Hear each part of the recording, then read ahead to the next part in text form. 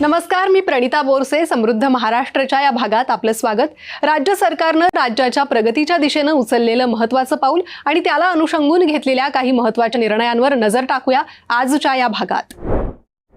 राज्य सरकारच्या महात्मा ज्योतिराव फुले शेतकरी सन्मान 2019च्या योजनेतील लाभार्थी शेतकऱ्यांसाठी राज्य सरकारनं आणखी एक खुश खबर दिली आहे.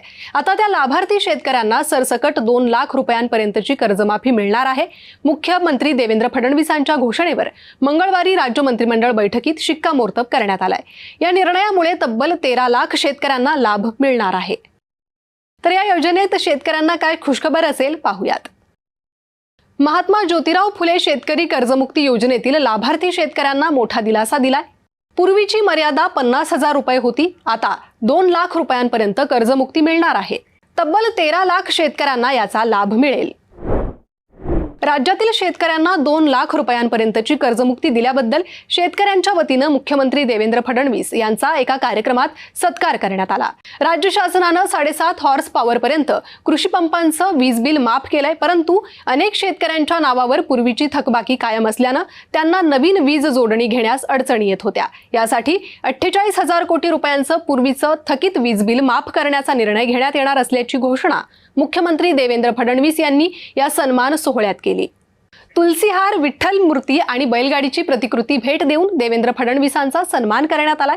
मुंबईतील यशवंतराव चव्हाण सेंटर येथे हा गौरव सोहळा संपन्न झाला. आता मी हा निर्णय घेणार आहे की 7.5 हॉर्स पॉवर पर्यंतचं जे जुनं बिल आहे 48,000 कोटी रुपयाचं जुनं बिल वसूल करायचं आहे. ते 48,000 कोटी रुपयाचं जुनं बिल आम्ही माफ करणार आहोत. महाराष्ट्र शासनाच्या माहिती व जनसंपर्क महासंचालनालय निर्मित पंढरपूर वारी आणि संतांच्या पाऊलखुणा या माहितीपटाचा प्रीमियर शो मुख्यमंत्री देवेंद्र फडणवीस यांच्या प्रमुख उपस्थितीत उत्साहात पार पडला.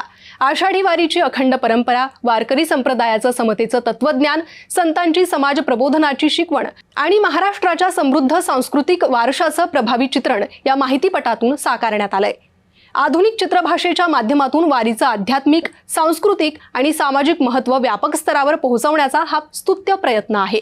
या प्रसंगी मंत्री मंगलप्रभात लोढांसह माहिती व जनसंपर्क महासंचालनालयाचे महासंचालक ब्रिजेश सिंह तसेच अन्य मान्यवर उपस्थित होते. आपण विश्वात्मक देवाला साकडं घालणारे लोक आहोत आणि विश्वाकरता साकडं घालणारे लोक आहोत, म्हणून ही परंपरा जगाला समजावी याकरता हा अतिशय सुंदर उपक्रम करण्यात आलेला आहे. महाराष्ट्र शासन, माहिती व जनसंपर्क विभाग आणि डिस्कव्हरीच्या टीमचं मी अतिशय मनापासून अभिनंदन करतो.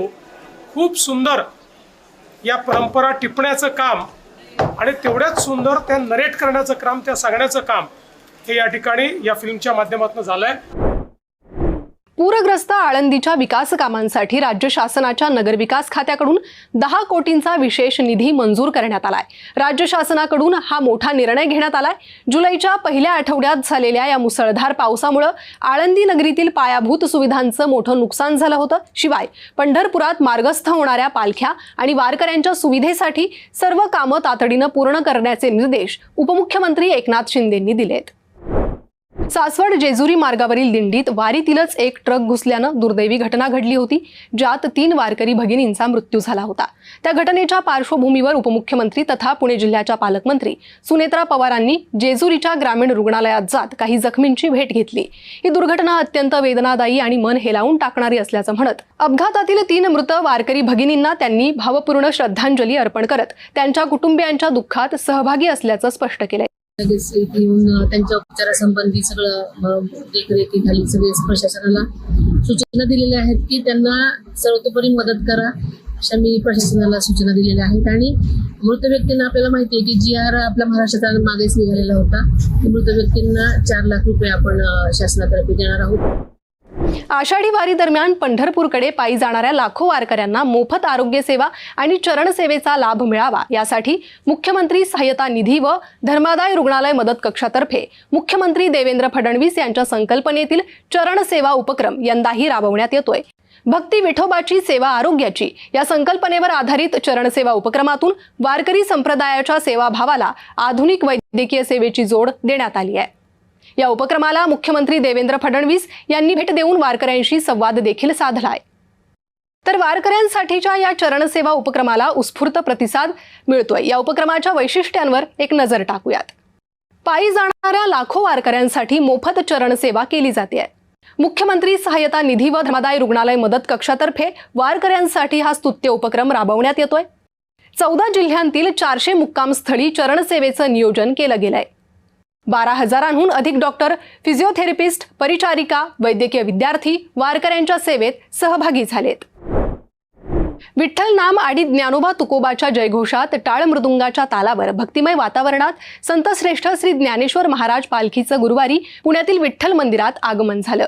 आषाढी वारी सोहळ्यानिमित्त मुख्यमंत्री देवेंद्र फडणवीस यांनी पुण्याच्या भवानी पेठेतील पालखी विठ्ठल मंदिरात संतश्रेष्ठ श्री ज्ञानेश्वर महाराजांच्या पादुकांचं दर्शन घेतलं. मंदिरात त्यांच्या हस्ते पालखीची पूजा देखील पार पडली. यावेळी आषाढी वारीनिमित्त पालखीसोबत पंढरपूरला जाणाऱ्या वारकऱ्यांना मुख्यमंत्र्यांनी शुभेच्छा दिल्या. सर्वसामान्य जनतेला त्रास होऊ नये म्हणून मुख्यमंत्र्यांनी रात्री उशिरा पालखीचं दर्शन घेतल्यानं त्यांच्या या निर्णयाचं सर्वसामान्य पुणेकरांकडून कौतुक केलं गेलं. आणि समृद्ध महाराष्ट्राच्या आजच्या या भागात इथेच थांबूयात. पुन्हा भेटूयात नवीन घडामोडी आणि महत्त्वपूर्ण निर्णयांबाबतच्या नवनव्या बातम्यांसह पुढील आठवड्यातील समृद्ध महाराष्ट्र या आमच्या कार्यक्रमात. तूर्त एवढंच.